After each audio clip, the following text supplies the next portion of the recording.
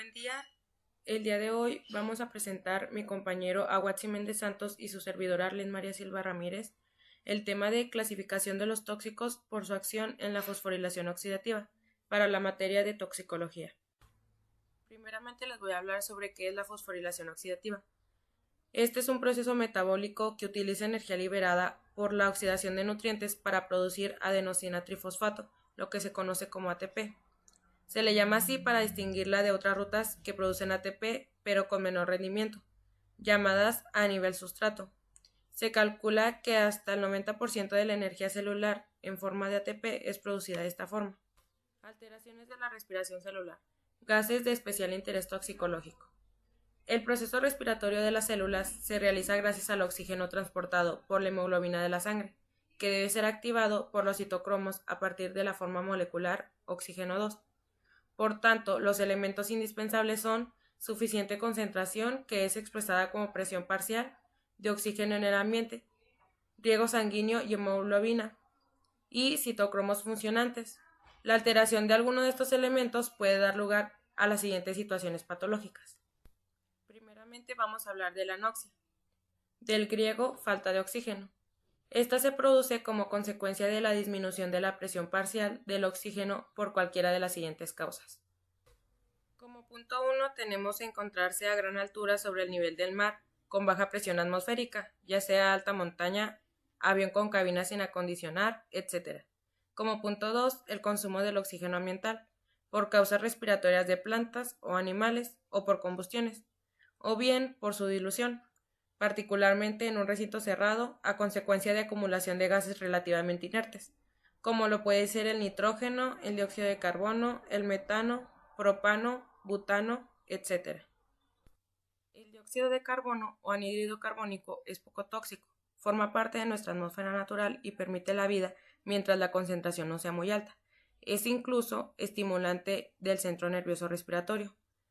El metano se forma en fermentación de la celulosa, por lo que se conoce como gas de los pantanos y de las minas, donde su acumulación provoca explosiones. Se puede vivir en atmósferas con el 80% de metano y 20% de oxígeno. En cuanto al propano y butano, son también poco tóxicos, excepto cuando su combustión es incompleta y solo ligeramente neurodepresores. Sin embargo, la inhalación deliberada de altas concentraciones de butano puede provocar infarto de miocardio y daño cerebral. Estos gases son denominados por algunos autores. Vamos a hablar acerca de la asfixia o hipoxia, es decir, a la deficiencia del aporte del oxígeno.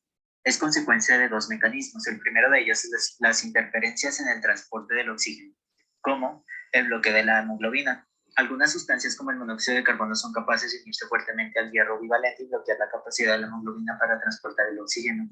Posee algunas características comunes con el óxido nítrico, aunque este no se une al hierro sino a la globina. Por otro lado, el fosfogeno, que ha sido usado como gas de guerra, puede romper su molécula por calor o por hidrólisis. En el primer caso origina monóxido de carbono y en el segundo dióxido. Tradicionalmente se consideraba un único mecanismo de acción tóxica que se inicia por la unión del monóxido de carbono con el hierro bivalente de la hemoglobina, su sustrato fisiológico, con la que tiene una afinidad de casi 250 veces mayor que la del oxígeno y origina un carbonilo de hierro. Se forma así carboxihemoglobina. Produce una hipoxia tisular que ha sido denominada anemia funcional. Los mecanismos que principalmente se consideran para el monóxido de carbono son los siguientes. La presencia de este provoca una disminución del contenido de oxígeno en la sangre arterial, altera la curva de sucesión de la oxihemoglobina con una disminución de la liberación del oxígeno desde la oxihemoglobina en los tejidos. El 15% del monóxido de carbono retenido en el cuerpo no está en la sangre porque en condiciones de hipoxia y de hipotensión se une a otras proteínas distintas a la hemoglobina. Como consecuencia de esta inhibición se lesiona el endotelio de los microvasos cerebrales, lesiones que traen leucocitos, que a su vez se adhieren al endotelio. Los leucocitos liberan proteasas que activan a la santina oxidasa, la cual favorece la formación de radicales libres de oxígeno, que dan lugar a peroxidación lipídica en las células de la sustancia blanca cerebral.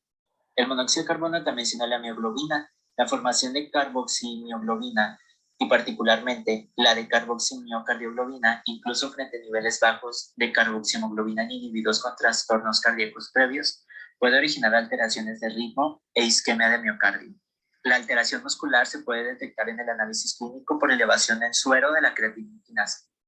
El monóxido de carbono actúa como neuromensajero y activa la guanilciclasa, que participa en la relajación del músculo liso y se produce vasodilatación. También, como hemos dicho, libera el óxido nítrico de las plaquetas, que es un potente vasodilatador. Como consecuencia de ambas acciones, tiene lugar hipotensión arterial, que puede ser síncope, pérdida de conciencia y empeoramiento del intoxicado. Después tenemos la formación de metahemoglobina. Los oxidantes débiles son capaces de oxidar el hierro bivalente de la hemoglobina y pasarlo a trivalente, dando lugar a metahemoglobina. Esta forma de hemoglobina no es útil para el transporte de oxígeno, por lo que las células del organismo experimentarán hipoxia. Normalmente, a causa de los tóxicos que se absorben en el ser humano, hay un 2% de hemoglobina en forma de metahemoglobina.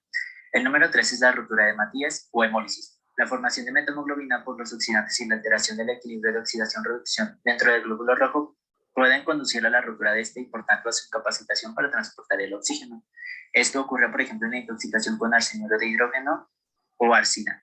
Y el número 4 dentro de este punto es la disminución de la presión sanguínea. Los productos vasodilatadores y los que disminuyen la potencia cardíaca, así como situaciones pérdidas copiosas de sangre o de agua plasmática, provocan hipotensión y disminuyen la irrigación y, por tanto, el aporte de oxígeno a los tejidos. El segundo punto de la asfixia es producido por la inhibición de la oxidación o el bloqueo de los citocromos. Recordemos que el oxígeno molecular no interviene directamente en el proceso respiratorio que se desarrolla en las mitocondrias para la producción de ATP, sino que debe ser activado por la cadena de citocromos, en los que juega un papel fundamental la enzima citocromo oxidasa. Cuando esta enzima es inhibida, se interrumpe la respiración celular. Entre los tóxicos que realizan esta inhibición se destacan los ácidos cianhídrico y sulfídrico, el fosfuro de hidrógeno, entre otros. El ion cianuro presente en las sales de ácido cianhídrico se libera por acidificación, incluso por los ácidos débiles, en forma de dicho ácido poco disociable, por tanto liposoluble. Los nitritos, como el acetonitrilo, utilizado como disolvente en los quitosmaltes de las uñas, por ejemplo, son bien transformados con participación del citocromo P450 en ion cianuro. El nitroprociato sódico potásico, utilizado como fármaco vasodilatador, también se metaboliza a cianuro y origina intoxicaciones cuya sintomatología puede tardar semanas en aparecer. También tenemos el ácido cianhídrico, que en los huesos de semillas o de diversas frutas como albaricoque, peras, ciruelas, así como en la almendra amarga o la mandioca, contienen glucósidos cianogénicos, dentro de los que sobresale la amigdalina, que por hidrólisis ácida de la enzima emulsina presente en el producto vegetal liberan este ácido. Como consecuencia de su liposolubilidad y bajo peso molecular, el ácido cianhídrico se absorbe por todas las vías y resulta letal para un adulto. Se puede producir intoxicación crónica en trabajadores y fumadores. Su mecanismo de toxicidad se basa en la capacidad de actuar como inhibidor enzimático no específico y particularmente sobre la citocromo oxidasa, uniéndose al hierro equivalente del citocromo A3, lo que interrumpe la fosforilación oxidativa. La inhibición de las enzimas defensoras de esta peroxidación conduce a peroxidación lipídica y lesiones en el sistema nervioso. La inhibición de la citocromo oxidasa es reversible como defensa fisiológica por la acción de las enzimas sulfotransferasas, principalmente la cianato-sulfotransferasa o rodanasa, que transforma de forma irreversible al grupo cianuro en tiocianato, poco tóxico y fácilmente excretable. El sulfuro de hidrógeno es un potente inhibidor de la citocromo oxidasa. Sus órganos diana son el centro nervioso respiratorio y el sistema nervioso central. El ácido sulfídrico se une también al fierro 3 de la hemoglobina para formar sulfametohemoglobina, que a distintas concentraciones causa distintas patologías. El fosfuro de hidrógeno fosfina es otro inhibidor de la citocromo oxidasa y genera radicales libres que inician peroxidación lipídica celular. Otros gases de gran interés por su participación en los procesos circulatorios y respiratorios son los óxidos de nitrógeno. El nitrógeno, junto con fósforo, arsénico y antimonio, por su proximidad con el oxígeno en la tabla periódica, comparten algunas propiedades como la afinidad con los grupos hemo. Por oxidación pueden dar lugar a distintos compuestos. Todos ellos son oxidantes, irritantes. Nitratos y nitritos orgánicos e inorgánicos son metahemoglobinizantes y sus interacciones con los grupos hemo generan diversas patologías. Por ejemplo, el óxido de nitrógeno es muy reactivo. La hemoglobina tiene por él una afinidad 10.000 veces mayor que él por el oxígeno. La liberación de grandes cantidades de este en el cerebro conduce a destrucción neuronal, bien por acción directa o después de su oxidación a peroxinitrito. El mecanismo de acción del óxido nítrico es doble. Por activación de la guanilciclasa produce GMP cíclico, participa en cascadas de fosforilación que conducen a vasodilatación y por reacción con el radical superóxido forma peroxinitrito, muy oxidante y lesivo para las estructuras celulares.